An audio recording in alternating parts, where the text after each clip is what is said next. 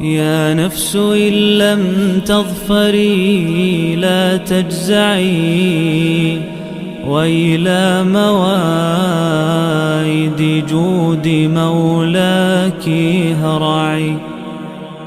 يا نفس إن لم تظفري لا تجزعي، وإلى مواعيد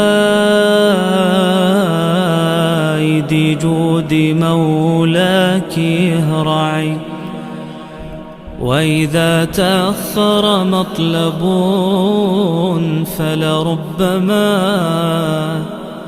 في ذلك التأخير كل المطمع.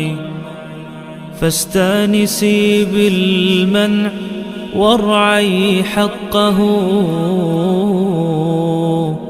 إن